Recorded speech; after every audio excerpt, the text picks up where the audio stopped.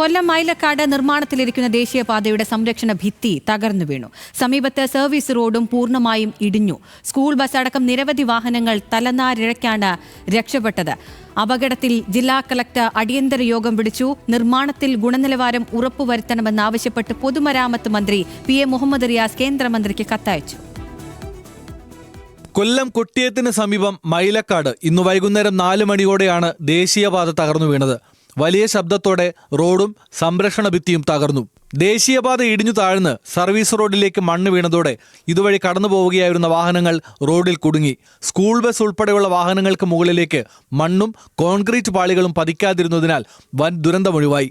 അപകടത്തിൽപ്പെട്ട വാഹനങ്ങളിൽ ഉണ്ടായിരുന്നവരെ ഉടൻ തന്നെ സുരക്ഷിതമായി പുറത്തെത്തിച്ചു. അശാസ്ത്രീയമായ നിർമ്മാണമാണ് അപകടത്തിന് കാരണമെന്നാരോപിച്ച് നാട്ടുകാർ രംഗത്തെത്തി. വെള്ളക്കെട്ട് നിറഞ്ഞതും ചതുപ്പ് നിലവുമായ പ്രദേശത്ത് മതിയായ സുരക്ഷാ മുൻകരുതലുകൾ ഇല്ലാതെയാണ് നിർമ്മാണം നടക്കുന്നതെന്ന് പ്രദേശവാസികൾ ആരോപിച്ചു.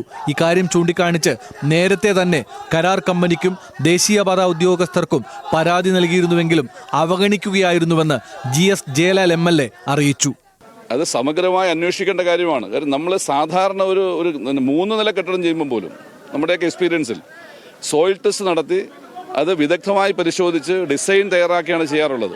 പക്ഷെ ഇത്രയും വലിയ കൺസ്ട്രക്ഷൻ ഇവിടെ ചതുപ്പ് പ്രദേശമാണ്. ഈ ചതുപ്പ് പ്രദേശത്ത് അത്തരത്തിലുള്ള പഠനം നടത്തി കാണില്ല എന്നാണ് ഞങ്ങൾ ആശങ്കപ്പെടുന്നത്.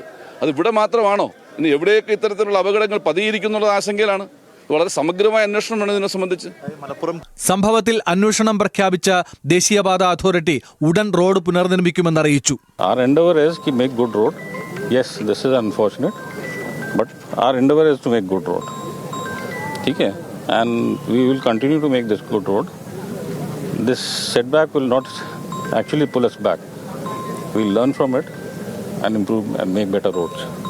നിർമ്മാണം സമയബന്ധിതമായി പൂർത്തിയാക്കുന്നതിനോടൊപ്പം ഗുണനിലവാരം ഉറപ്പുവരുത്തണമെന്നാവശ്യപ്പെട്ട് പൊതുമരാമത്ത് വകുപ്പ് മന്ത്രി PM മുഹമ്മദ് റിയാസ് കേന്ദ്രമന്ത്രിക്ക് കത്തയച്ചു. അപകടത്തിൽ അടിയന്തര യോഗം വിളിച്ചു ചേർത്ത ജില്ലാ കളക്ടർ നിർമ്മാണ കമ്പനി അധികൃതരിൽ നിന്ന് വിശദീകരണവും തേടി. റോഡ് പുനർനിർമ്മിക്കുന്നതിനുള്ള പ്രവർത്തനങ്ങൾ രാത്രിയോടെ ആരംഭിച്ചു. സംഭവത്തിന്റെ ഉത്തരവാദിത്വത്തിൽ നിന്ന് കേന്ദ്ര സംസ്ഥാന സർക്കാരുകൾക്ക് ഒഴിഞ്ഞുമാറാൻ കഴിയില്ലെന്ന് PC വിഷ്ണുനാഥ് MLA പറഞ്ഞു.